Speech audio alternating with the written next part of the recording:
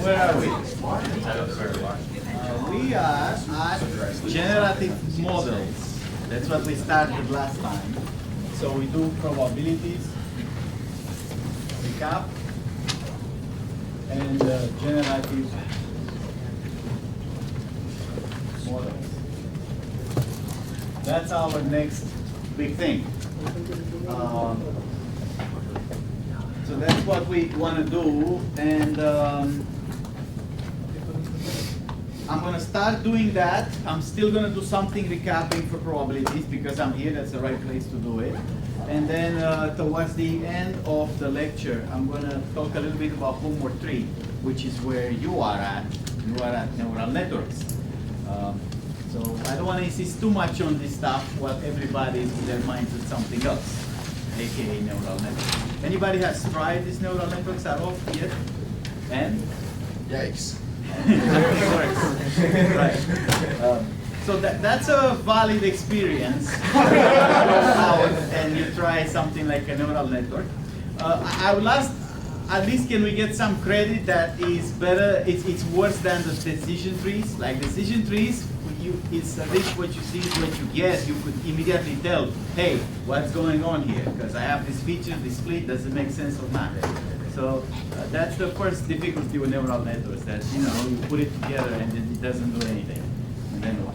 Right? So I know that, so I'm gonna account for that in your time that you take to do homework 3, okay? So you have 3 neural networks there, and that's what I'm gonna talk about at the end of the lecture today.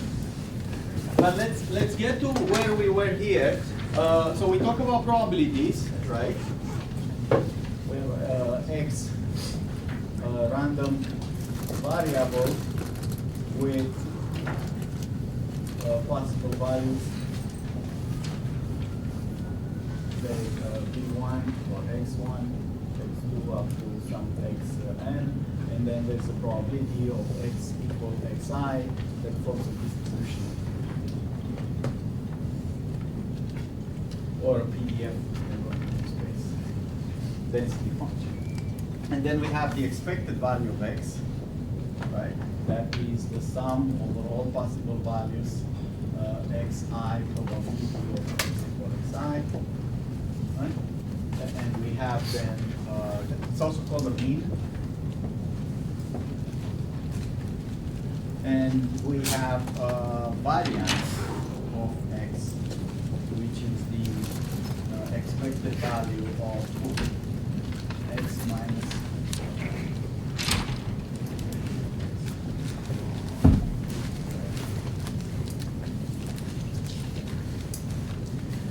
So just to be clear, I know most of you have seen this, that's why I'm not spending too much time on them.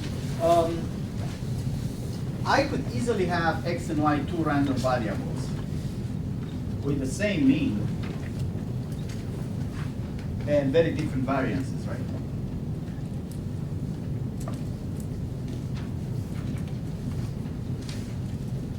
I think that's obvious, right? If you look at the, say, distribution, this is the value space.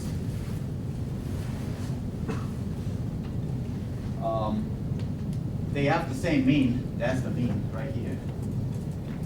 Although I could have many random variables that give this mean. One random variable will be all its values are very close to the mean right here. Right? That's one way to say the mean is there because all the values are very close to that. Another variable that might have, I'm going to have 3 here. 3 random variables. So X is this one. If I'm to plot it in a continuous space, X will be very, very sharp in here. Typically those plots, this is the values that you can have, and this axis is what? Density. Density, or in common English? Probability of that value. More common. Count or frequency. or count or probability. It's how often that value appears. So x is a very concentrated variable. All its values are around the mean. Here's one that is, this is x here, this is y. How is y distributed? Uniform, right? It has a range from here to here or whatever, and then the average of that y is the same average, and it can take there's an equal chance to get the value in here with the value here with the value here. That's what uniform means, right? And finally, I'm going to have another one, z, which has the same mean, yet z, it only takes values here and here. So in the continuous space, the distribution of z is high in here, and then it's nothing. There's no way for z to have values in here, and then goes back up in here. So it has values here, values there, but nothing in the middle. The average is the same. So if this would be people's ages, I could have a population of people that all are 22 years old or 23 years old. That's very concentrated, with the average 22, 23. That'll be x. Y would be something that's equally uniform between 1 year old to like 40 years old or so. The average would be still 22. And this z will be, I only have infants 1 or 2 years old, and also I have 42s and 43s year old, but nothing in between. Question? No, you answered it. I was wondering what kind of data looks like Z. Or something that's extreme. Yeah. Like you notice reviews on IMDb? Yeah. They tend to be extreme. Why is that? People who think it's an okay movie don't bother writing a review. Right. So usually the people who write would say something about it. They say either was very good or very bad.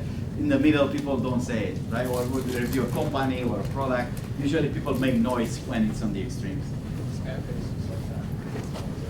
Right, 1-0 could be interpreted in certain circumstances as an extreme, although that's not a typical way to think about it. All right.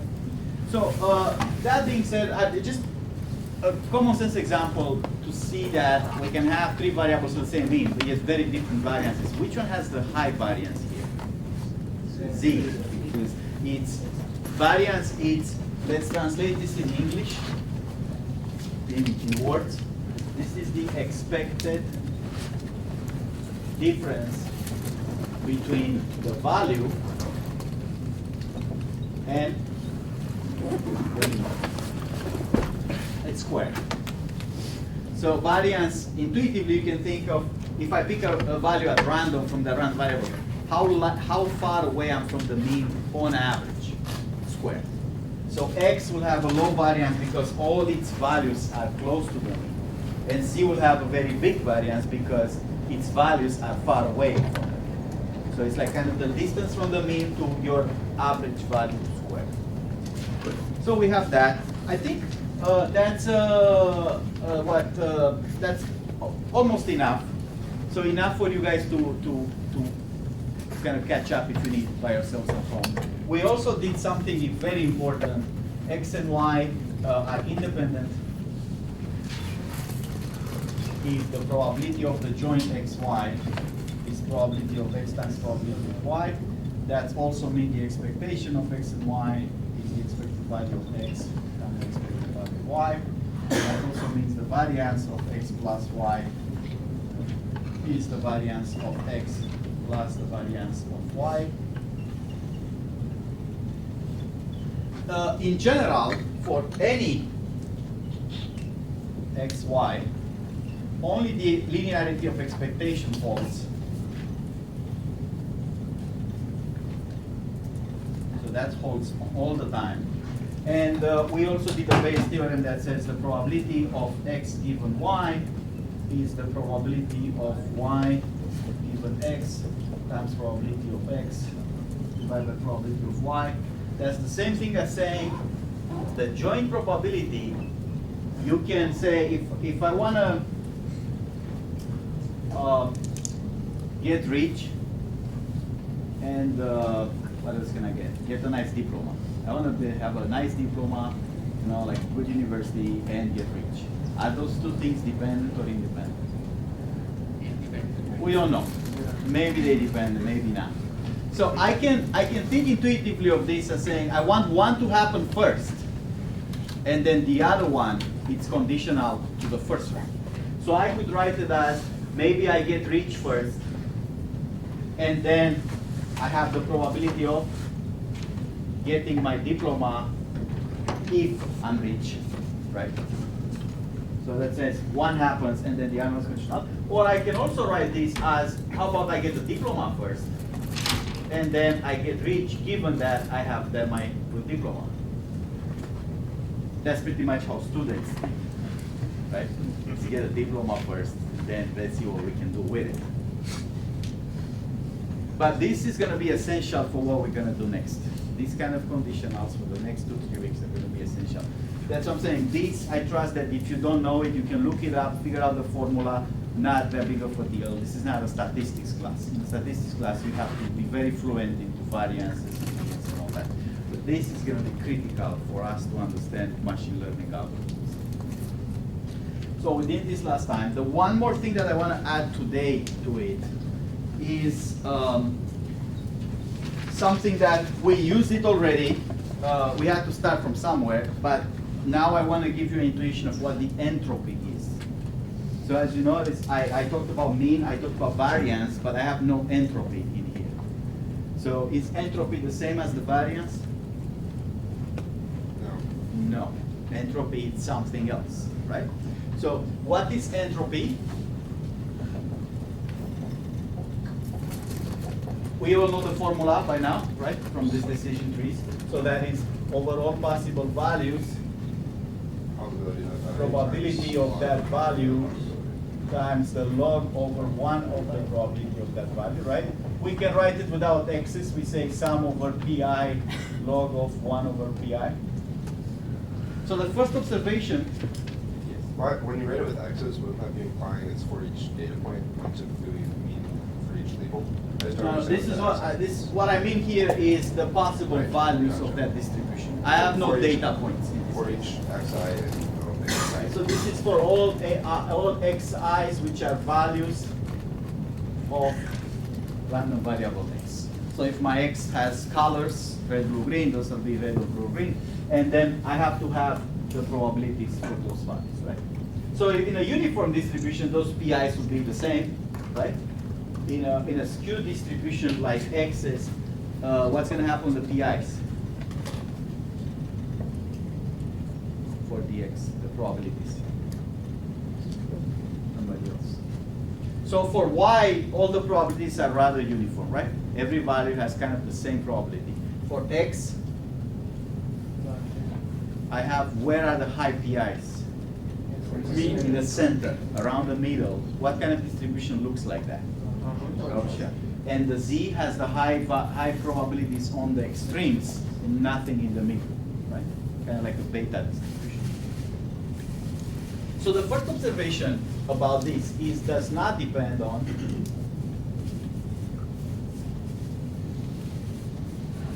xi values.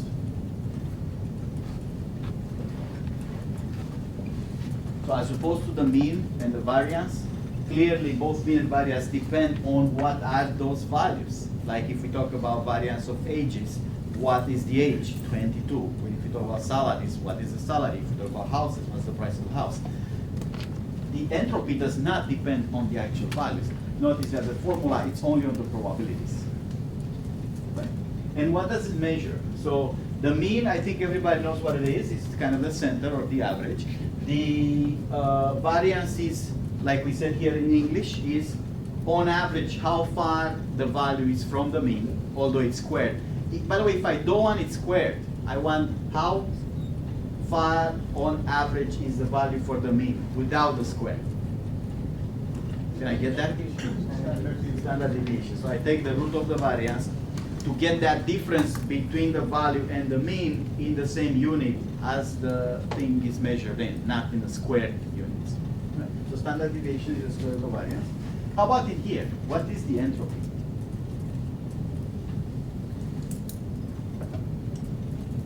Somebody else. So in English.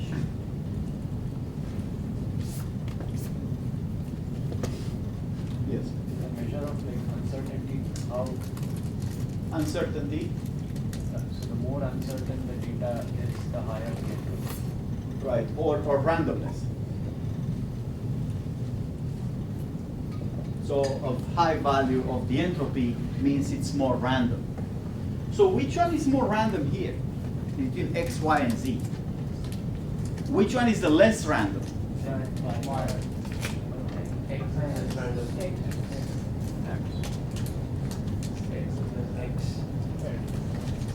Which one is the most random? Are we convinced that Y is the most random? So it's good, even though we are grad students, most of us, and the undergraduates are good undergraduates, they count as grad students. So it's good to keep that basic intuition that we had from high school. You know, okay, I don't know how to think about this. Randomness in plain English is to say if somebody picks a value at random, and if I'm trying to guess that value, how good am I going to be at guessing it? If a random variable is not that random, means I can guess it easily. If it's more random, means I'll guess it harder, right? I have a hard time. So which one is the harder one to guess in here? The Y is the hardest to guess. X and Y are easier to guess. From this plot, it's hard to tell which one's easier, X versus Y, because it's not clear which one's going to have a lower entropy. But what happens if this X in here is very, very tight? So it's essentially just one value with a very spiky probability. What's going to happen with its entropy? When it's at the extreme, it's only the mean. It's 100% probability on the mean. Like every single value is exactly the mean. That kind of variable has what entropy? Zero, because that kind of variable has one of the p's 100%, the rest are zero. And for the p that's 100%, it's 100% times log of 1, which is 0. So that's how I get an entropy of 0. An entropy of 0 means it's not random anymore. It's actually can be predicted deterministically. So there's another thing that I want to point out, which we taught in different classes. So if you take a data mining or IR course or something like that, you've probably seen this. This is on average number of bits to encode xi values. So if you do encoding and you send via channel communication, you know, something that has a certain entropy, say letters or text or I don't know, money amounts or whatever you want to send. It turns out theoretically that the best you can do in terms of compression, because obviously you don't want to send too much, you're going to end up encoding this with that many bits in entropy. So I want to show you two examples of this without going into that side of mathematics. So for X would be a continuous distribution. So when you say entropy, if it's actually continuous, random normal, then wouldn't every data point be different? So the entropy would always So be this measure here is written for discrete values, right? He's pointing out that when you say all values, that can be a continuous space. You can't just sum all the values. So the die or a coin has a discrete support, right? Because how many things are in a die? 6 things. In a coin, there are 2 faces, so on and so forth. So that's a discrete random variable. So that's the same thing you had for the decision tree. Those values are discrete, so you can measure the discrete entropy. Now, the plot here, if I do it with dots, that's a discrete plot, right? So you can measure empirically the frequencies by those bars, how high they are. Now, if I move to the continuous space, every value is possible, and then my distributions start looking like plots, like lines. And then I can't really use that formula, right? Because there's a continuous number of values that I cannot sum. What do I have to do instead? I have to integrate. The sum becomes an integral. Same thing for the expectation and so on and so forth. Right? I can't sum this for every single value. So I have to integrate if I'm in a continuous space. You said that entropy does not depend on the values, but only on the probabilities. But the probabilities themselves, they depend on values. That's not true, right? I can have a die with 6 faces with certain probability. Say it's a fake die, doesn't have 1 6 1 6 1 6. Say it has I don't know, 1/2, and then 1/4, and then 1/16, 1/16. They're gonna sum up to what I need. So that's a die. The values of the die are what? The faces of the die. 1, 2, 3, 4, 5, 6, right? Those are the faces. But these are the probabilities on those faces. Now I can have these 6 probabilities over a totally different space of values. Suppose I talk about people's ages. This is how many students are 23 years old, how many students are 24 years old, how many students are 18 years old, and so on and so forth. So the values of the random variable, of this new random variable, are very different than the die faces, yet the probabilities are the same. That will have the same entropy, but different mean and variances because the values are different. Right? Okay. So this only depends on the probabilities, not on the actual values. These other measures depend on the values. You can see the X in here. So I want to show you how this stuff works without going into the encoding, just because it makes a good recap for probabilities. So here's I have 2 examples. Some people saw those examples before because they took a math class with me last term. So I have here's things that I want to encode: A, B, C, D, E, F, G, H, and here's the probabilities: 1/4, 1/4, 1/8, 1/8, 1/16, 1/16, 1/16, 1/16. Obviously, when I encode things, the most encoding schemas, not necessarily the fanciest, like I'm not talking about Google encoding schemas, but the simplest ones, assign a bunch of bits to each one of those symbols. Naturally, I want to assign less bits to the most frequent, right? The items that I send a lot, I want to take less. You can think of bits as cost, right? If you like how much electricity I have to pay or something like this, right?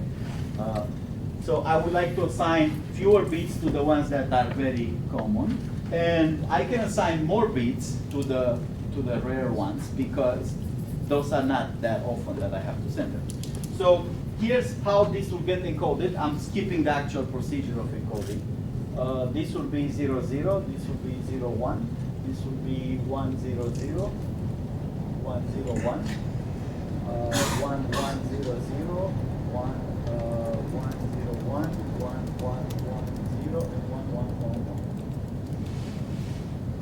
This encoding is optimal.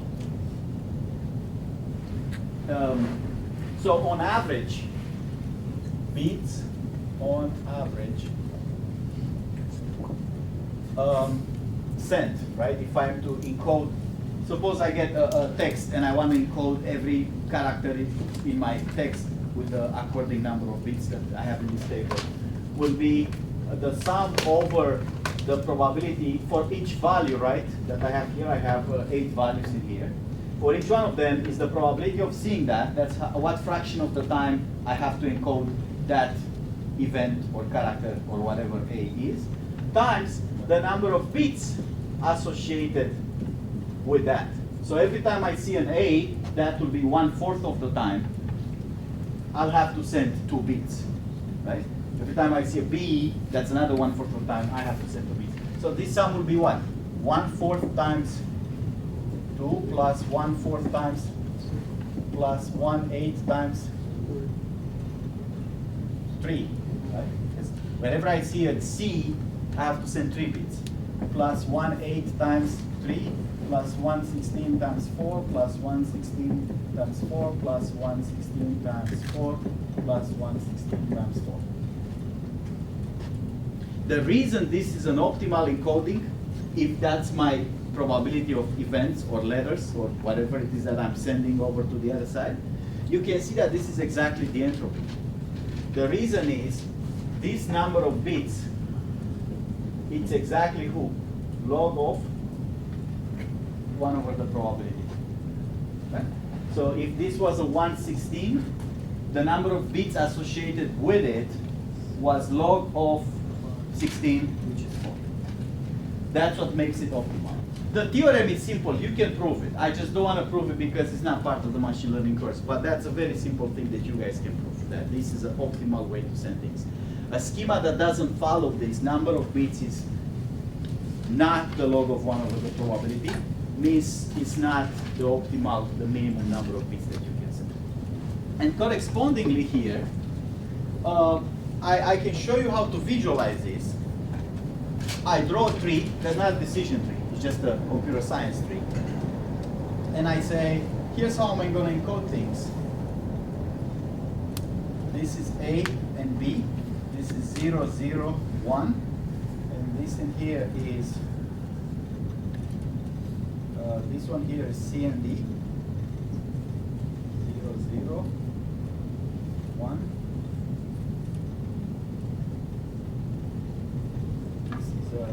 E, F,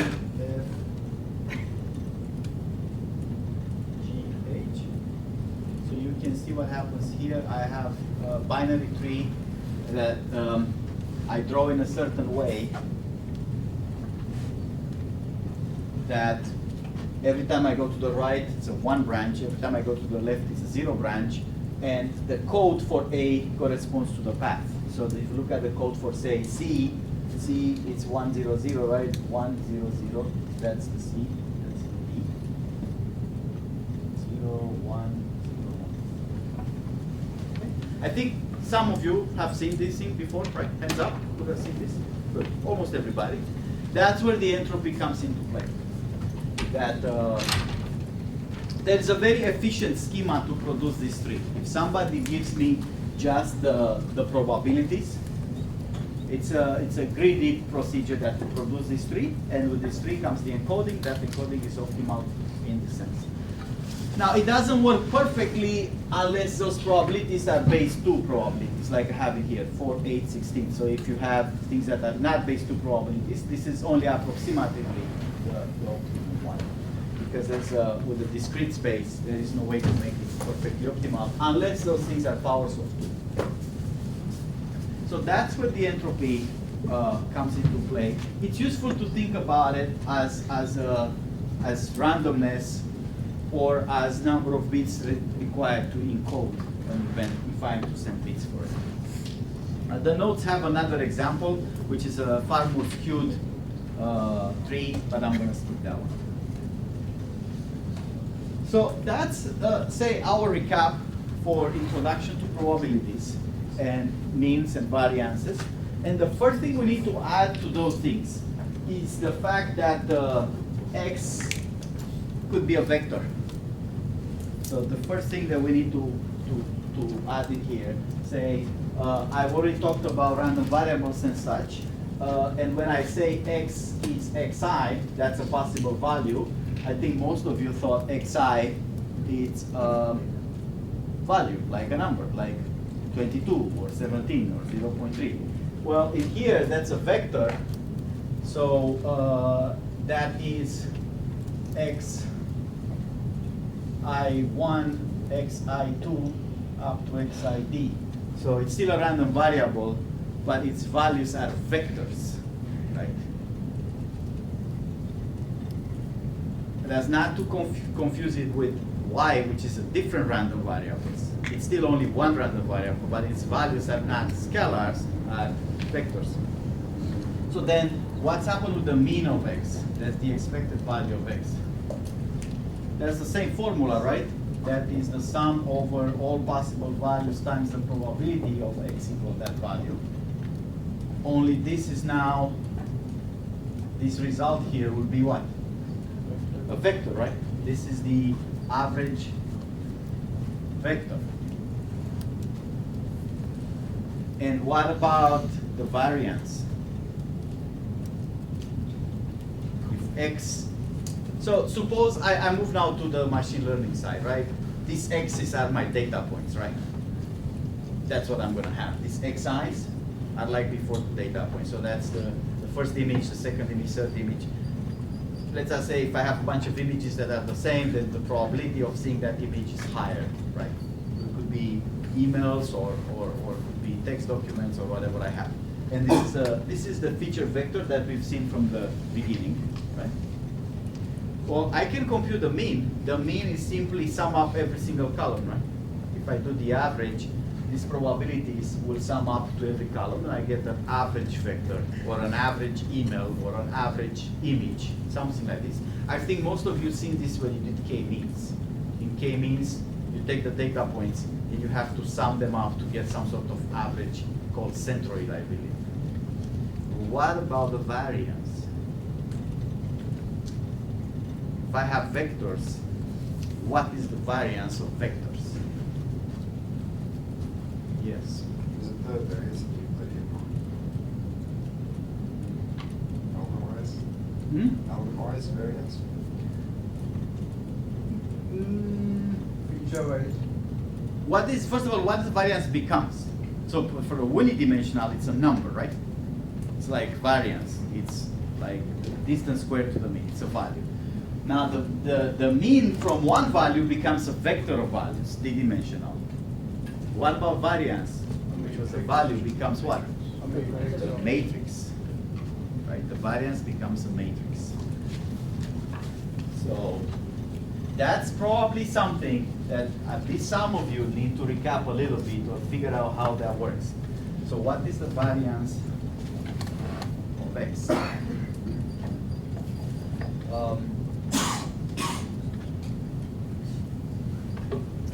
It's a matrix.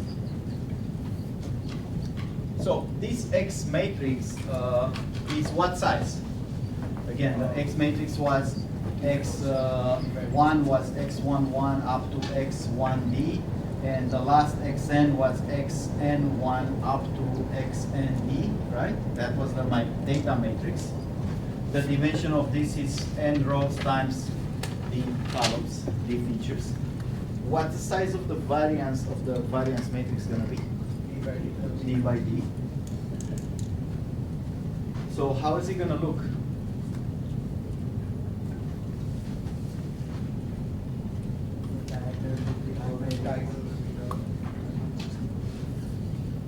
So what's gonna be in here? The first element, right? Let's call this sigma from variance 1, 1. This last one here will be sigma dd, and this is sigma 2, 2, sigma 3, 3, sigma d minus 1, d minus 1, right? This is the diagonal of it. What are those values? Feature-wise variance means what? Who's sigma 1, 1? The variance of X restricted to the just the first column, right? If you look at all this, right? And who's the sigma 2, 2? Variance of X 2. That is the column, right? Column 1, column 2. That is to say, it's the same like the unidimensional variance, just if you look at the values for the second column. Good. Hands up who's with me here. That's unidimensional. I'm taking the first column, I'm computing its variance, second column its variance. This is the last column variance.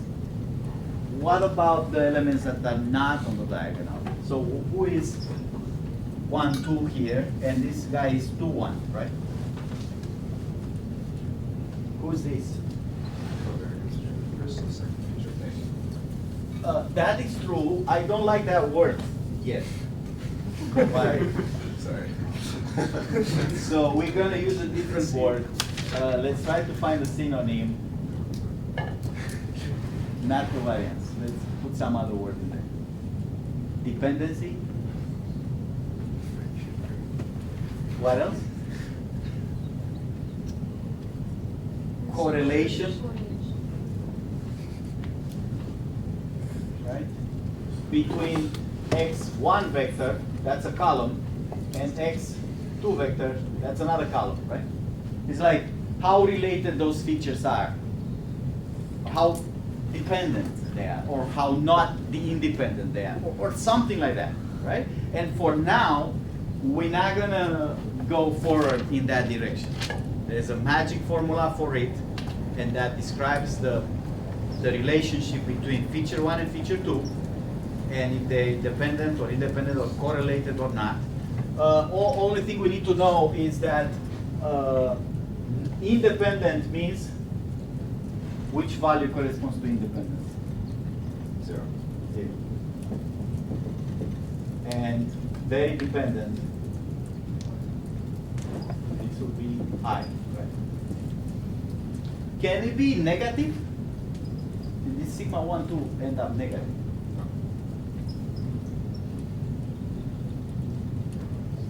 That's a question. Maybe to take one. No. It would be the squares, right? I think it can. Very correlated.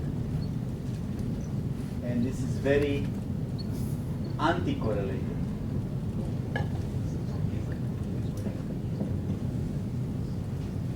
Again, I don't want to get into the linear algebra of those formulas, how they work and what their properties is, because we're going to get there at some point. For now, let's just say this is all you need to know. This matrix, which is called the covariance, has the variances on the features on the main diagonal, which is just the variance, unidimensional variances, and has some coefficients that indicate what features are related to which ones. If you see a 0, it's probably a no correlation. If you see a high value, means whenever one feature is high, x1 is high, x2 is also high. There is a linear correlation, like when one is high, the other one is high. For example, I don't know, shirt size versus shoe size. Typically, people who have big shirt sizes also have big shoe sizes, right? On average. So those will be two correlated variables. When you see a low value, it's probably correlated backwards. When one is high, the other one is low, right? But I don't want to get into how mathematically exactly how that works. Just that that's a generalization in the dimensions of variance. Okay, so that's the first thing we need. The second thing is now to look at the machine learning model and say, here's what we want to do. I think I've said this already. P of y given x, that's my classifier. This is what classifiers do.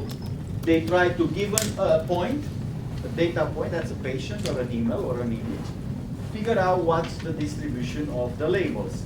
In practice, we don't really want the distribution, we just want the highest probability value. Out of the 5 or 6 labels, which one has the highest probability?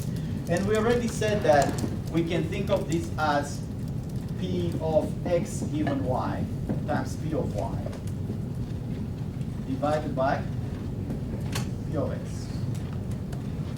I'm cheating here because we prove this formula when x and y were unidimensional variables, right? We say x is a random variable with properties, y is a random variable with dimensional. But reality in here is y is unidimensional, right? Is the label. So I'm assuming the labels are unidimensional, red, blue, green, or something like these categories. But what about x? X is not unidimensional. X is one of those, right? X is a feature vector.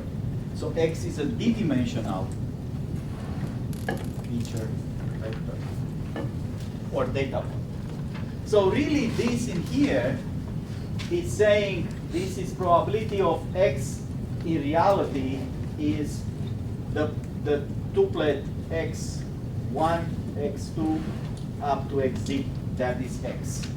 It's a bunch of values, but there's d values. So this I can write as x1, x2, xd given y times probability of y divided by probability of x1, x2, xd.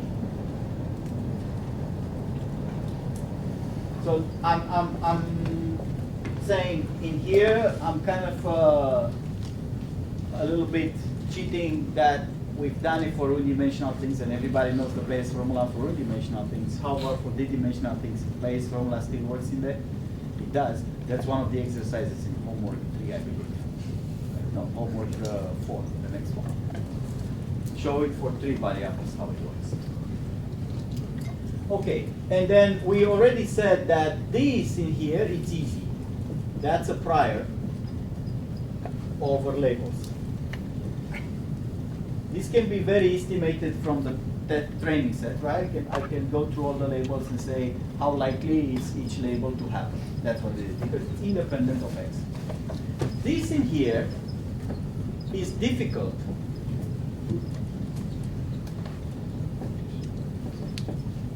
But sometimes not necessary.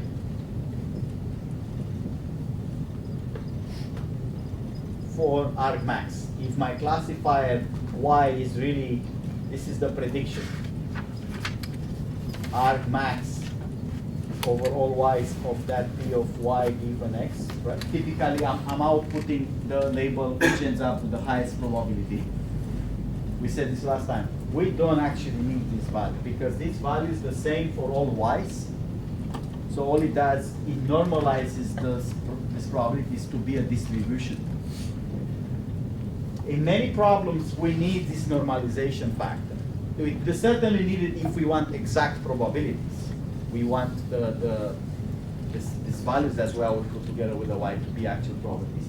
But we do not need it if we want just the maximum. If we want to ask what is the maximum label probability, that will be whether I divide with this P of X or not, the maximum remains the maximum. So who follows me on that? Okay, let me say this again. Maybe I went too fast. In many problems, we want just to predict a category, right? That's what we want. There's no confidence, nothing, just predict which one's more likely. So suppose I have 3 categories, like in the wine data set. I'm going to have 3 probabilities. And I'm going to take the one that has the highest value and say that's my prediction. Now those 3s, I can compute them this way, 3 values. They won't be summing up to a 1 unless I normalize them to sum up to 1. But I don't need to normalize them if all I want is the maximum, which Y corresponds, which label has the highest probability, because before normalization, after normalization, the ranking will be the same. I'll have the same Y, the one with the maximum value. So if all I want is the maximum probability without needing the exact probability value, I can just keep the P of X here and take the maximum here, direct. That won't be a calibrated score. That score is not a probability because it's not normalized yet. So this one for now, we can say we don't need to worry about this. So obviously the problem is in here, right? This is the difficulty. This is the training part. How do I, for a given Y, how do I estimate the probability of X? But before I move on, I wanna establish something mathematical here. This P of X has to be who? If it's a normalization factor, if this is a distribution, right? It has to be.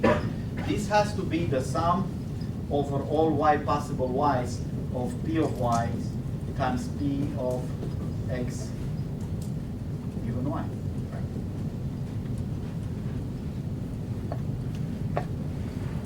This is saying, you look at all the possible Y's for the numerator. Every Y comes in a favor of P of Y times X given Y. Now, this is, if I have 3 categories, there's three such terms, right? For Y1, Y2, and Y3. If I want to make it a distribution, this has to be the normalization constant, so this constant has to be the sum of the numerators. You must have seen this when you did the Bayes theorem, that if you want to estimate this denominator here, you just sum the numerator over all possible values of Y. But this makes sense from a different perspective. So this is obviously true. But why is it true directly from our discussion last time? Who is this? Just this. So this is sum of Y. Did we say last time who is Y times P of X given Y? P of X, Y, that's the joint, right? So what kind of operation is this when we said take the joint and sum it up over Y? That's the marginalization, right? So we know that's P of X via marginalization. I'm still at recapping probabilities. Again, we may not need this if we only want is argmax. but it's useful to know how stuff plays out in Bayes' theory. So the machine learning part is mostly concentrated with this. This one right here. This is the training. This is for the estimating. This is what we need to produce from the training data. Like I said earlier, a few weeks ago, there is a big push recently into actually computing properties exact, because in production, in industry, it's not enough to say, I predict the guy is sick, I predict this is an email, I predict this is a tiger, so on and so forth. It's useful to have a confidence with what probability do I predict that. If I don't do no normalization, the scores will be off. Okay, so now for the intro to generative models, we have two big options for how to attack that problem. I'm only going to talk briefly about this because we, like I said, you guys are a neural network networks, and until next week, nobody will pay much attention to these generative methods anyway. Right? So how about this? P of x given y is P of x1, x2, xd given y. I already made the case last time that you can't do this what we did with that table with objects, round, squares, dice, coins, something like that. Because in d dimensions, stuff becomes impossible to do via brute force. Right? It's just, even if d is relatively small, like 10 or 50, like you have in those data sets, it's not possible to count how many data points you have in each cell. The number of cells becomes gigantic. So the main two options is, one is to model P of x given y with a nice math function. We're going to say that's a Gaussian for the beginning. There's other models. But,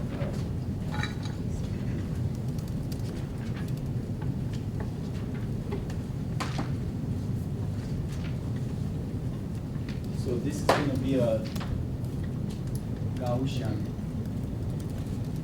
aka normal function. That has to be d-dimensional, right? This Gaussian is not the bell that you guys seen before. That bell was unidimensional. Problem is, in here I have d dimensions for x. So I have to come up with a bell in d dimensions. And what about y? We're going to have a Gaussian for each y. So it will be probability of x given, Gaussian has what parameters? Mean, right? And sigma, right? And I'm going to have a mean and sigma for y equal 1. So I'm going to have a Gaussian for y equal 1, and another different Gaussian for y equals 0 if I have 2 classes. And if I have 3 classes, I'm going to have 3 Gaussians. If I have 6 classes, I'm going to have 6 Gaussians, right? Each class gets its own Gaussian estimate. And so anybody wants to take a guess of what that formula might be for the Gaussian? Or, so that sigma is uppercase because it's a vector? It's a matrix, remember? Yeah. Okay. It's in dimension, so it's a matrix. So mu is a vector, and sigma is a matrix. That's d by d. That's 1 by d, right? Or d by 1.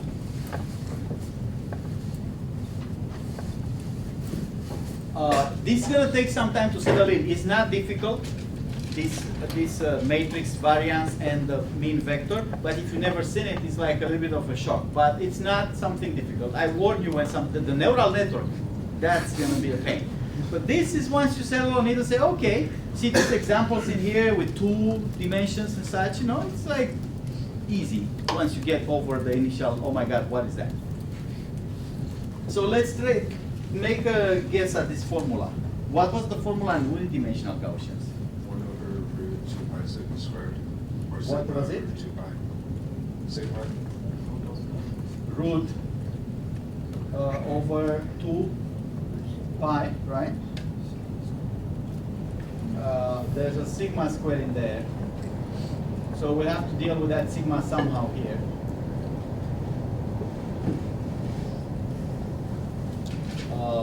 We'll put some question marks.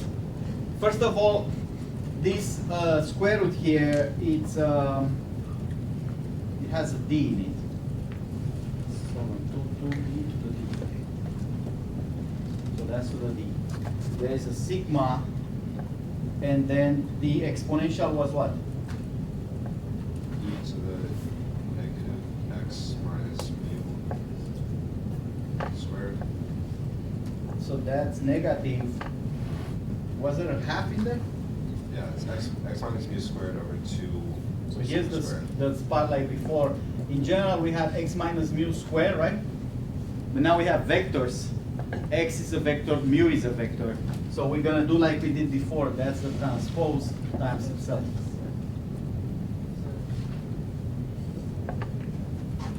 And this becomes the determinant of the matrix. And it's under the square root. In that unidimensional one, are you also divide by sigma squared in the exponential? Right, so how do we do that? Sigma squared, for me, sigma is the variance matrix, so it's not, I don't need a sigma squared here. Sigma is directly the variance. Right. Right. So how do I divide with a sigma in here? You're right, there was a divide by sigma I need, right? You can't really divide by a matrix. Inverse where? What is the dimensions here that I need? The sigma I think comes in here. Sigma minus 1. Would that work? This has to be 1d times d1. So the vectors have to be d times 1. Or I can put the transpose on the other side.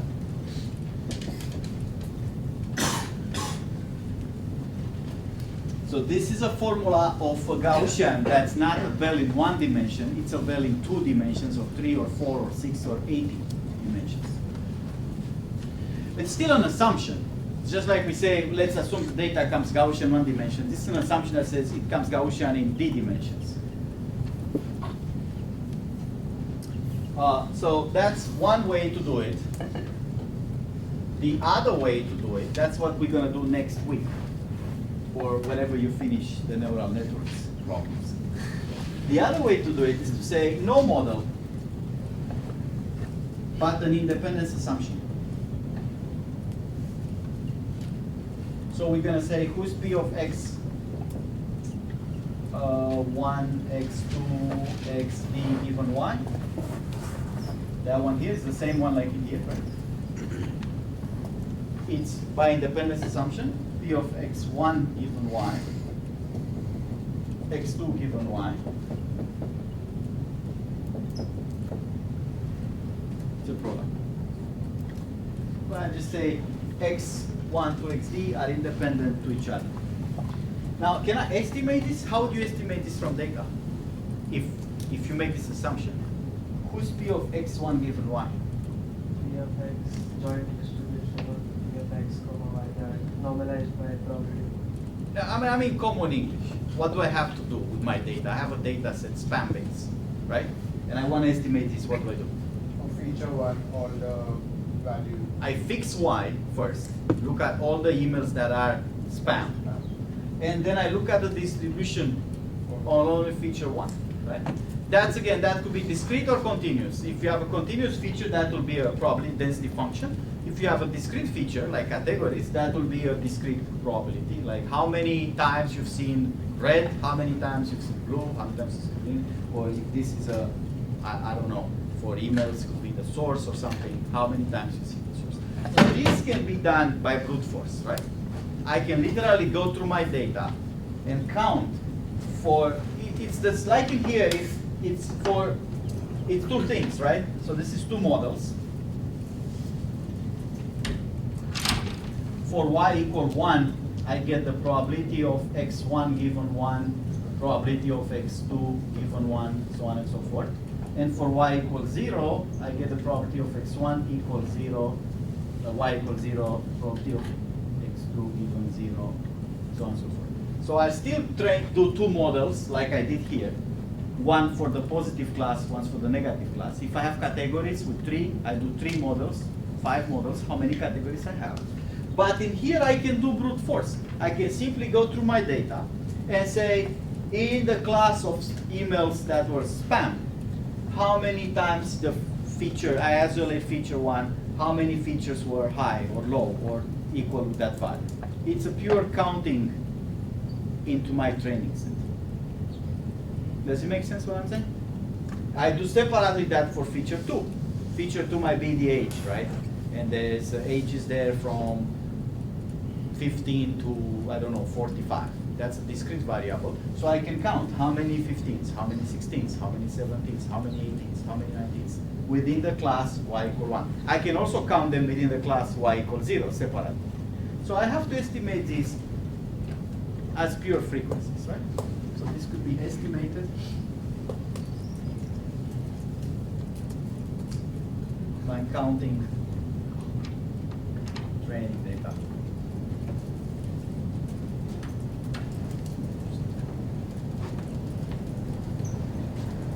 Okay, so those are our two models, and I'm going to show you once we get there next week and the week after. We can go in between. So what people do, sometimes they say, okay, I want to make the independence assumption, but not among all the features. I know which features are likely to be dependent, so x1 and x2 and x3 are dependent. I don't want to break them apart. But they're independent with x4, x5, and x6. So I would like to do this as p of x1, x2, x3 times y, because those are dependent, I don't want to break them, times p of x4 and x5 times y. So I'm saying this group is independent with this group, but the dependencies in there I still want to account for, times so on and so forth. So now I have a mix of the two models. I break some dependencies into smaller groups, but inside those groups I don't want to break their dependencies. And each one of these groups I have to estimate somehow. If it's a really small group, I may do brute force, like really counting. But if it's a larger group, I'm back to the problem of I can't do that by counting. I have to make a model assumption. So I may make a model assumption just for x1, x2, x3, which could be a different model assumption than x4, x5. Again, once I have few variables, it may be impossible to do this by counting in data. There's too many cells in there, even with 3 or 4 variables. So the model that's in between, when I start combining the two ideas, I get what's called a Bayesian network. This here is called naive Bayes. And this here is called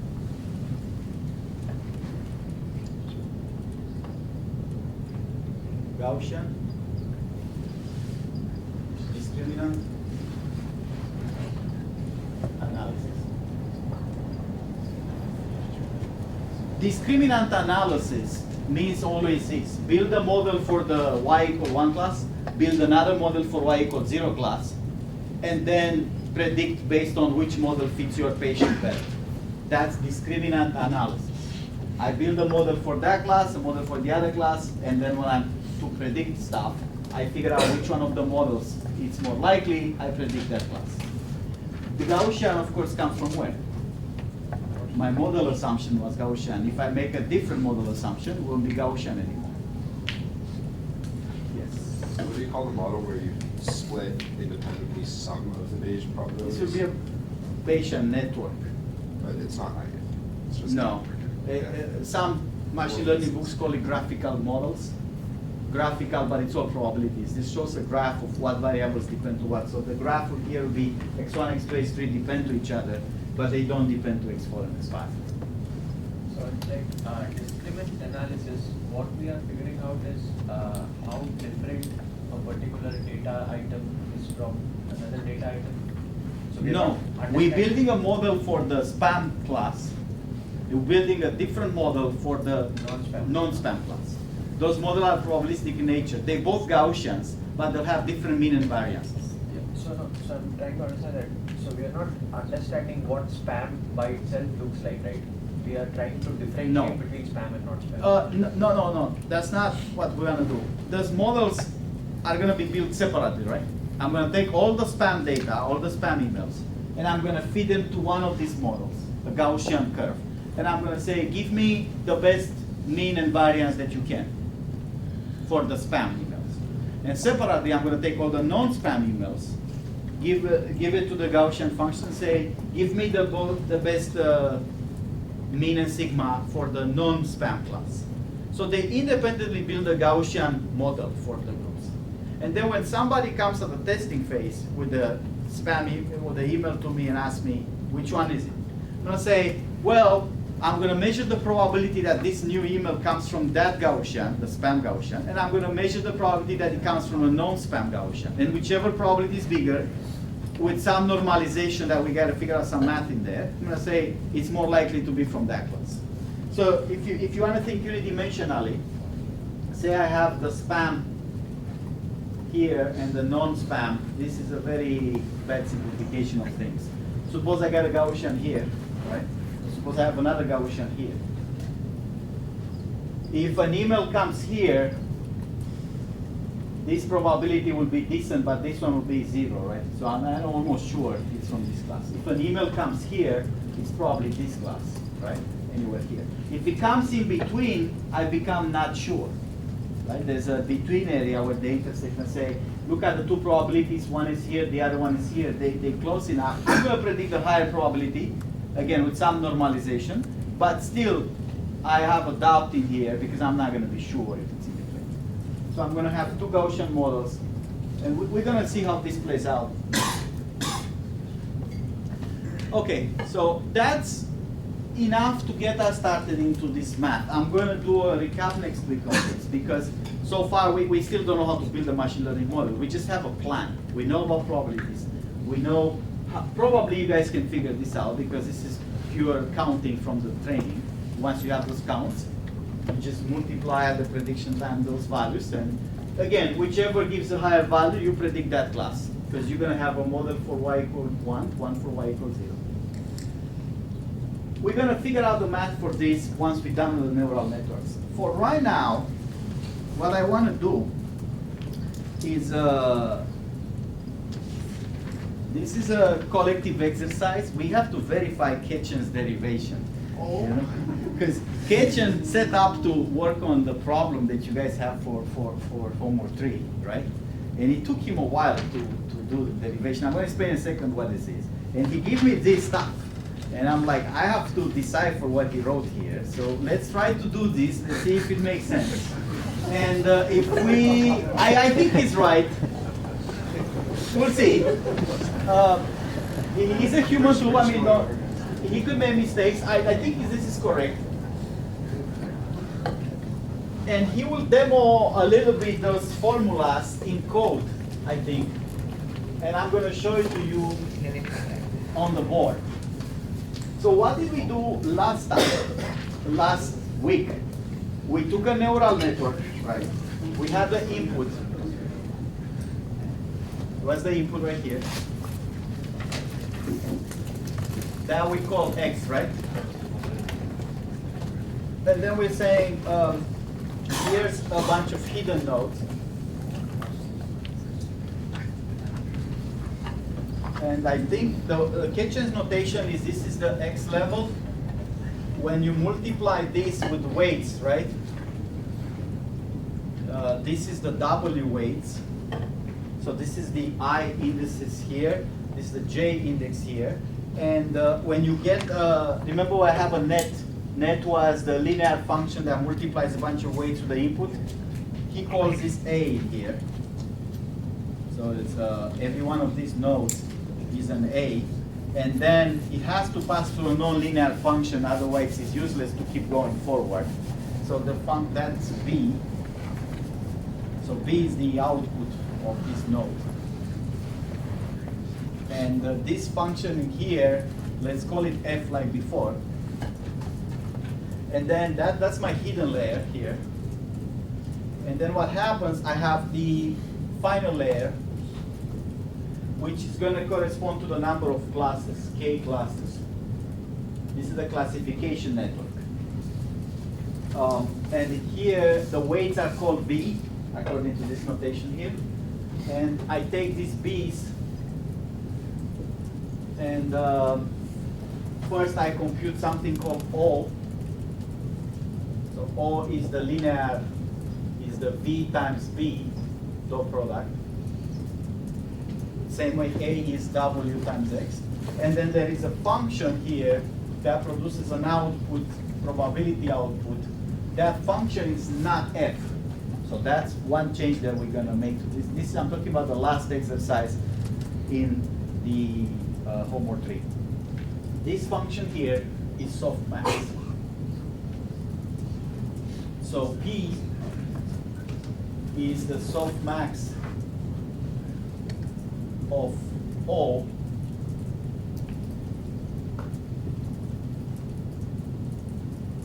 it's very similar to the logistic function, this softmax, except it takes into account the whole layer. So what it does is saying, how do I normalize? I have here O1, O2, O3 up to OK. Those are the linear scores, right? OK is the linear score.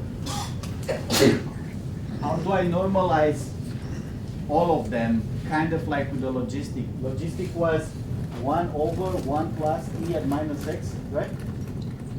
If I multiply with E at X, that's E at X divided by E at X plus 1. So this softmax takes all this E at that O, so this is OK, and divides by the sum of all of them. So E at O1 plus E at O2 plus E at O, how many there are in there? There's C. So it takes the exponential of the score, but then it makes a probability out of it by dividing with the sum of them. So you can think of it as transforming the score into an exponential score, and then normalize it, like divide by the sum of the total. That's the softmax function. Very popular with many machine learning algorithms. So it's a generalization of the sigmoid if I have multiple categories. Now f here, this function, can be either the sigmoid, but Ketchen couldn't resist to make your life a little harder here. If you use a sigmoid, it will be perfectly fine for this homework. But he said, how about we introduce a new thing, like we didn't have enough already, ReLU function. And I agree with him because ReLU is the most popular activation function neural networks today. Sigmoid was up to 2012 or so, and at some point somebody figured out, hey, this ReLU function is better. We won't have time for that discussion, but at least you want to see ReLU, so when somebody says ReLU to you 6 months from now, you're going to know what that is, right? So ReLU is a very, very simple function that is the identity here and 0 here. So it's 0 on the negative side, and on the positive side is the identical function. Notice right away that this corner here is a problem, right? It's not differentiable. But we're going to differentiate anyway, because we are not mathematicians, we are computer scientists, so everything goes. Computer science, right? In computer science, this is a ReLU differential is what? Is 1 if x is positive, because the differential on this side is the differential of x. Differential of x is 1. And on this side is flat. So the differential is it correct mathematically? No, because that corner there is a problem. So technically, you would have to round up this corner, create a trigonometric function or something that's very like the sigmoid, is very round and close in there. Take the limit of that, differentiate it. Forget it. It's like this, right? What ultimately matters is for this thing to work in a neural network, right? So for the homework, you can use either sigmoid or ReLU. I don't think it's gonna make big difference. But the one thing that, so we have this softmax at the top. That's different than logistic because it uses all the outputs. Logistic can transform a score into a probability directly without looking at the other outputs. This is more a normalization of all outputs. So it takes the scores, exponentiates them, and then the normalization. And finally, at the very end, the loss is not the square loss. That's what we did in the first derivation. That's in the notes. This is going to be in the notes too very soon. As soon as the TAs later get up, you guys are going to see it. The loss is the maximum likelihood.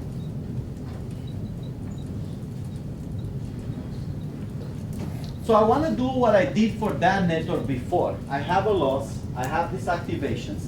The linear functions are the same. It's the weights times the whatever outputting from the previous level. But now I have to take the gradients to create the update rules that allows me to back propagate in this network. With softmax, will all of the outputs sum to 1? Once I do softmax, yes, because But with logistic regression, that's not guaranteed. if we apply logistic regression independently to each score, each one of them is between 0 and 1, but there's no guarantee that their sum is 1, right? So what I want to do is the same like before. I have a loss, I have a network, I have a bunch of things in the middle here. I have to differentiate the network to get the update rule for these weights. My plan here is to calculate the weights, right? That's what I want to do. Get the weights, V's and W's, the two sets of weights, that will minimize or maximize. Now my loss is the likelihood, so I want to maximize it instead of minimize it. Okay? But I have to take those differentials like I did before. What did I do for the loss? Was a square loss, and both this function and these functions were the sigmoid. So I'm changing that now.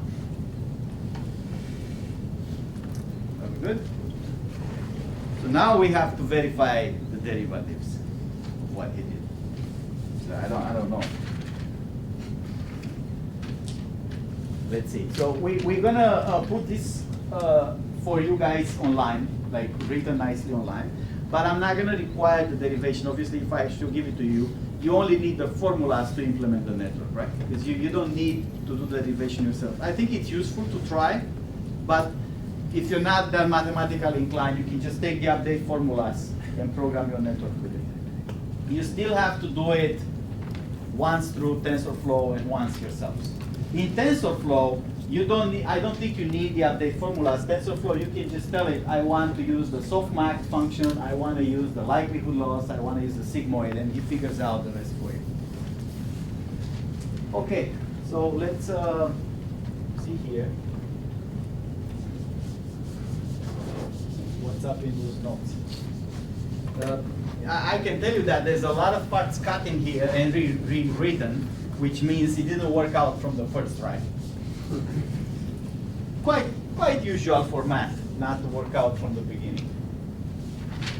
Let's see. So let's say here C is the true label. The loss is those softmax outputs. I'm going to call this PK, right? Versus the C. There's one C that's 1. There's a hot vector, right? Label hot vector. The actual labels is 0, 0, 1, 0, 0, right? The 1 corresponds to what the category of that data point is. So the likelihood, the J here is the log of the PC. So C is the true label. That's simplified. The log we had before for the maximum likelihood was log of the PC. When it was that formula, when it's 1 is the PC, And when was 0, it's like 1 minus BC. But I think it comes down pretty much to log of the probability of being correct, right? If that thing is a high probability, then it's maximized. And the more the correct probability, the more you get it low, it means you put more mass, probability mass on the wrong labels. So this one's saying it doesn't matter which are the wrong labels you produce. It only matters the probability on the correct label. How high is that? And like we said, BC is the softmax, so that's the E at OC divided by the sum of E at OK. That's softmax of all the O's.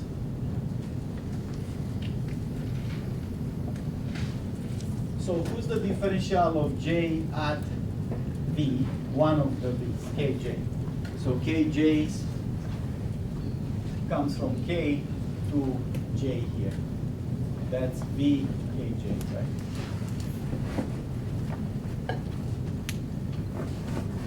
That is the differential of J.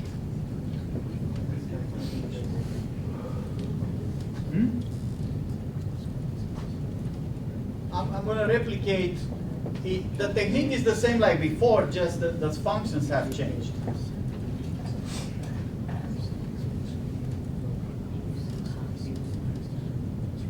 So this is further differential of J at BC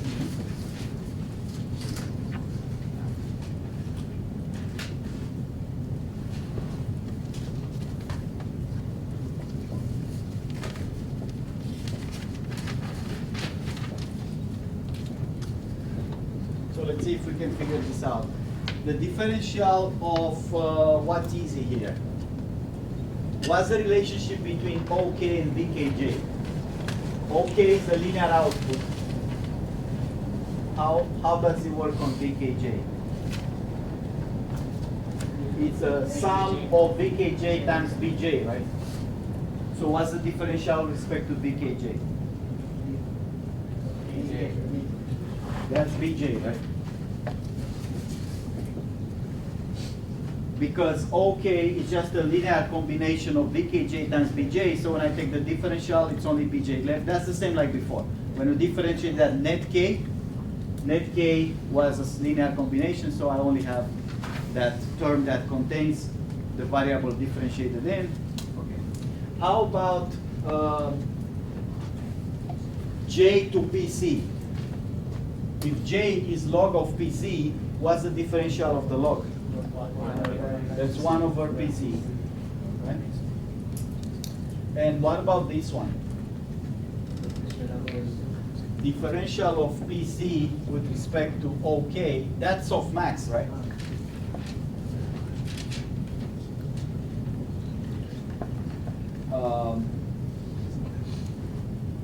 This is, I have it here as, let's define softmax as E of OC divided by, I'm going to call this S, the sum of E at OK. Okay. So this is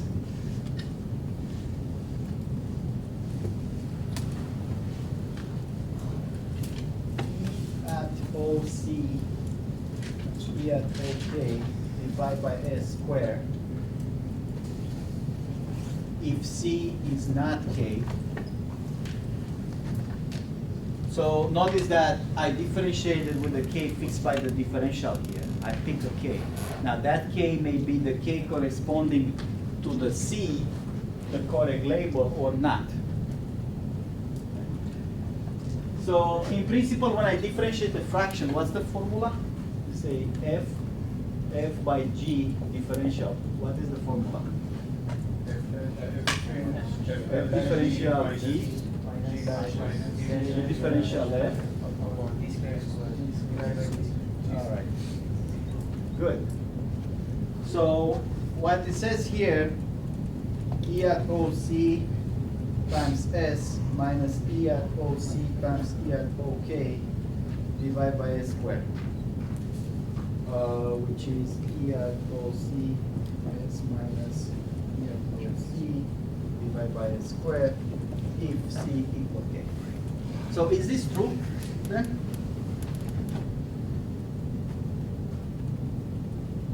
Having this in mind.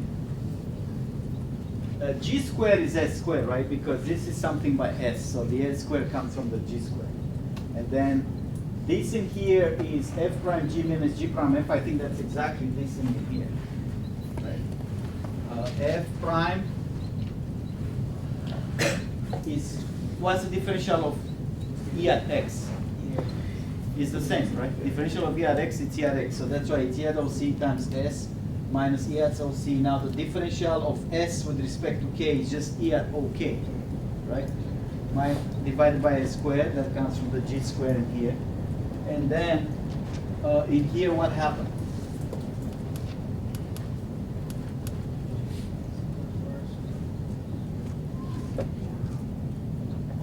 First term becomes 0 because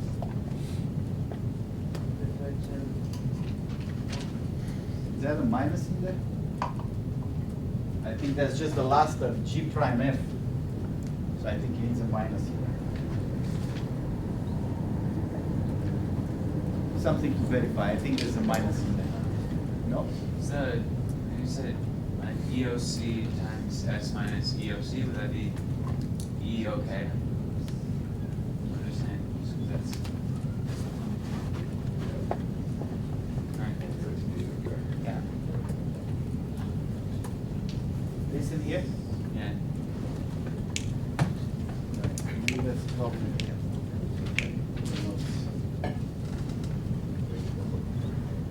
We're still working on this derivation.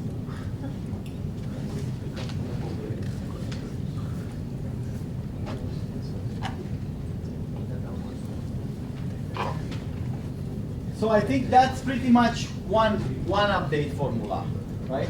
I've got the differential, what I need, is this the one I need? So this is the differential of J with respect to the top weights, these weights. So once I have the differential, I can update with those. I have another set here, which is the differential of J with respect to BKJ.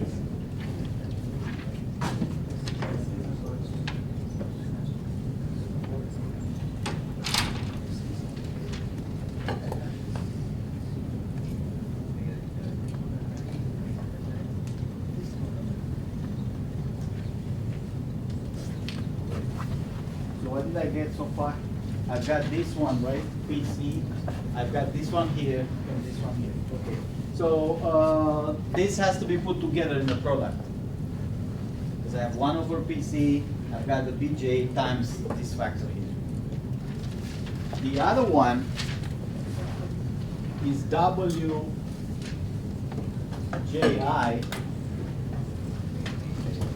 So with respect to these weights,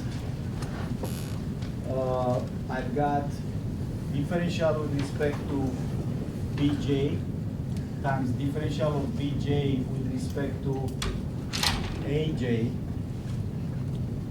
times differential of Aj with respect to Wji. So some of this stuff is probably very easy, right? Who's this?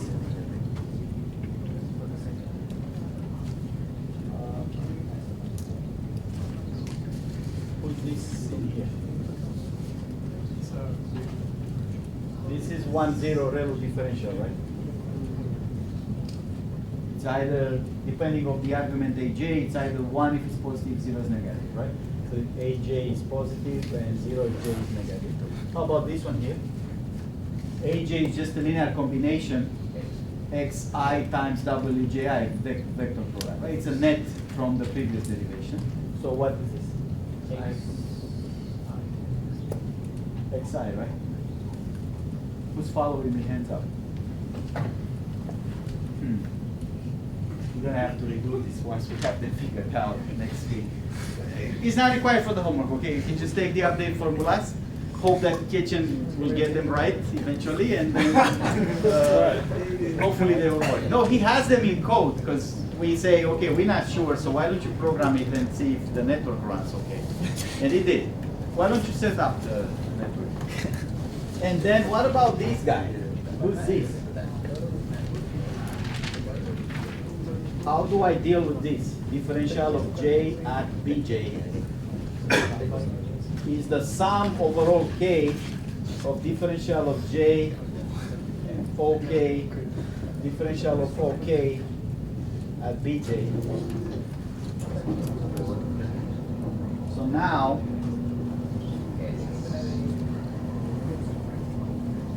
this is the sum of all k of differential of j at pc times differential of pc at OK times differential of OK at bj. If you go to this, you'll appreciate what TensorFlow does for you. You just say, I want this function, and that's all the differentials. So you can do multiple layers. So the more you go down those layers, the harder it gets. Right? So again, in here, who's this? Differential of j at pc. J was the logarithm. So what is it? 1 over pc. Differential of pc at OK, I think we did this one already. Right? And differential OK at bj. OK is just a sum bkj. Right? Because this is a linear sum, so it's just a bkj. So this one is, you guys have to take it from before. I'll get back at these notes next time. Will be also better written, and he will show you that the formulas you get in the end actually work for a neural network. Can we turn off the switch behind it?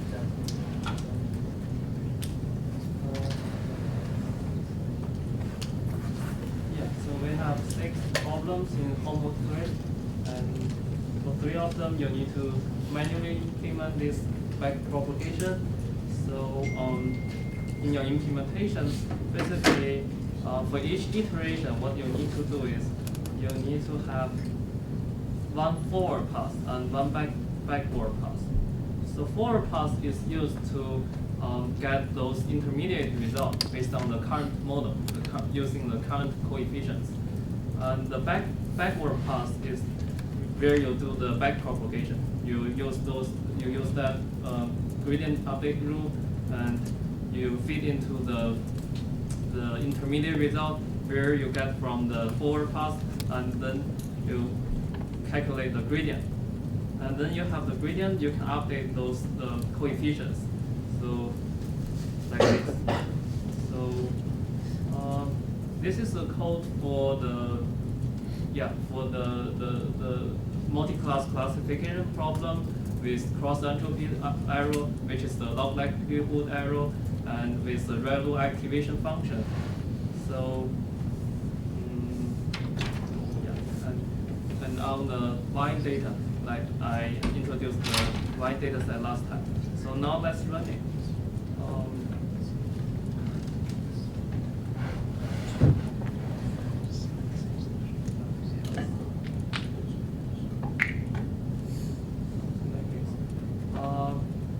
Yes. So now you can see the hyperparameters for the output layer. We have 3 nodes, and for the input layer we have 13 features, and we use learning rate 0.01 here. And for the number of hidden units, we use 20 here. And if we print out the loss, so you see as the training time going, the loss goes down. And the the accuracy here. So now the stopping rule here is, what I said is I check the training error. If the training error stop decreasing, then I stop. So that's one way to stop. And for you, you can try different stopping criteria. So that's the gradient descent one. So then we can verify the result with the TensorFlow. That's TensorFlow. I use the same random activation function and cross entropy loss function for the output there, and also the 3 output nodes, 20 hidden units. So that's running.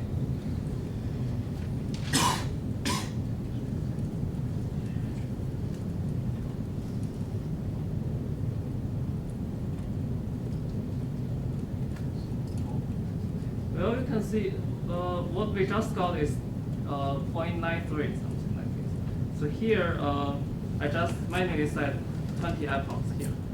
So we can see the best one we got is like around 0.93, which is similar to what we just got. So, yeah. But I think if you further tune your model, say you can try different number of hidden units, also try different stopping criteria, you will get a higher accuracy, the better accuracy, better performance. And also in the homework, we also ask you guys to try a different output loss, the loss, which is MSE. So we use MSE, this error in training, and during test, when we make prediction, we still use the class where we get the highest score. So, I mean, we use the same way to make prediction, but we use different way to train. So let's see what's the result here.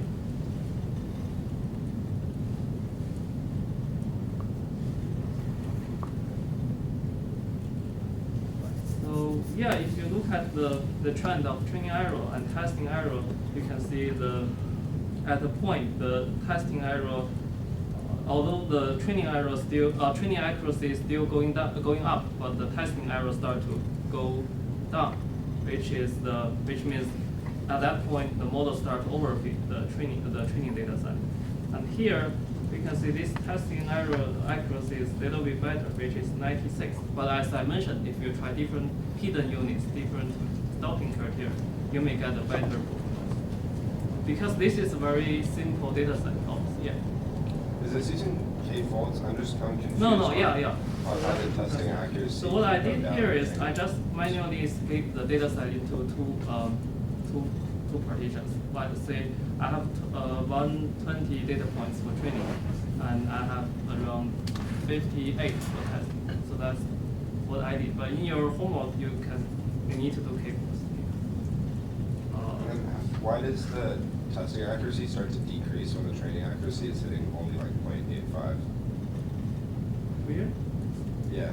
It feels like the training accuracy being 0.85, having the testing accuracy higher than that, doesn't that signal something weird going on? It's better on data it's never seen before. You mean why there is a gap between training accuracy and testing accuracy? Or what? Well, there always will be a gap, but why is it overfitting when the training accuracy is still lower than testing? I mean, if you train more epochs, you will see the training accuracy start to be better than the Right, testing. but then the test, why would the testing accuracy decrease when the training accuracy is also lower than testing accuracy?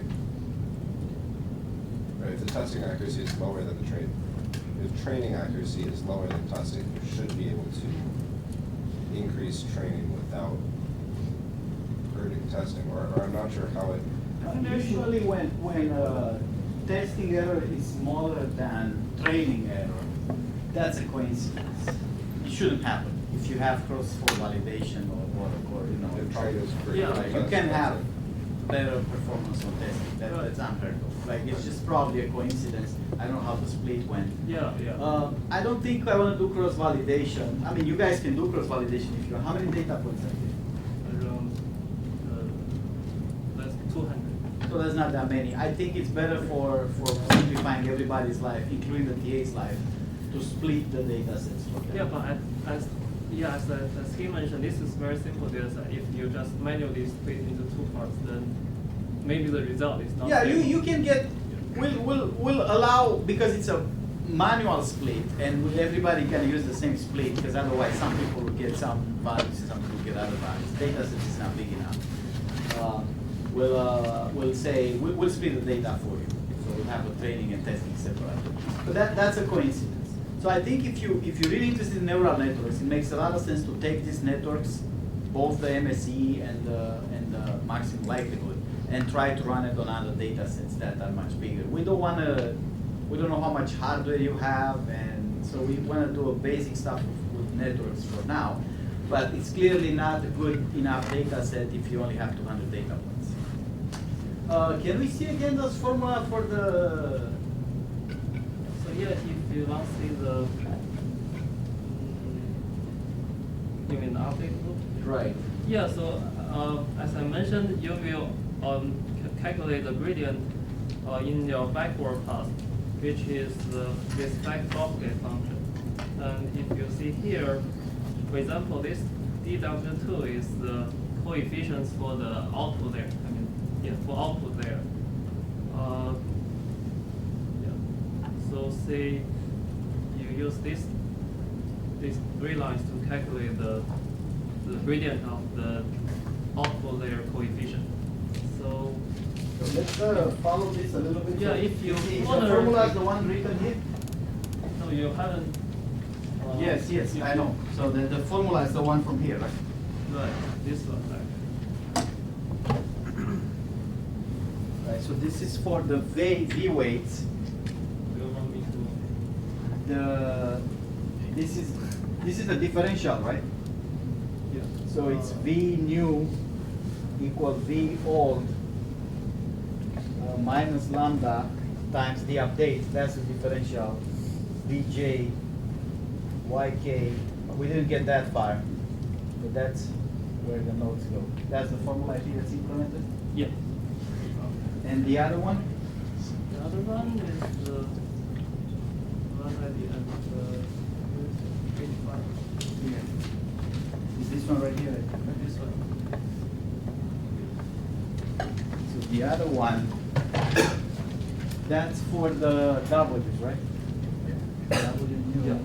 W old minus sum over K xi yk minus ek.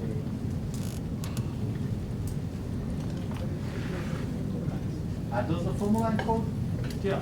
So for example, for the dw2, this is dot product of the difference between predictions and the ground truth, and which is here. The delta 3 is yk minus pk, and A1 here is the output from the.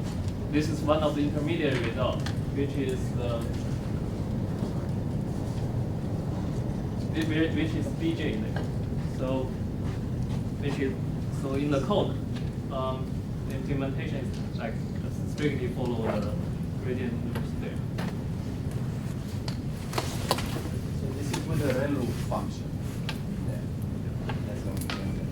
So like I said, I think derivation is cool for the mathematicians, absolutely not required for grad students or for undergrads. But you're gonna have to take these update formulas and program them in your own network. TensorFlow, I think, will do it for you. You don't need to take the gradients, but in your own implementation, you have to. Okay? So we also have the autoencoder problem, which, like I said, I think in your own implementation, if you get 7 nodes to encode the code correctly, you'll get the full credit. Because 8 nodes have 8 bits. You need 7. You have to structure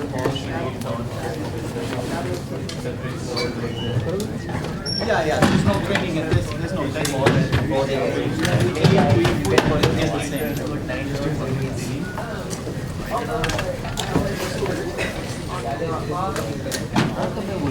The same.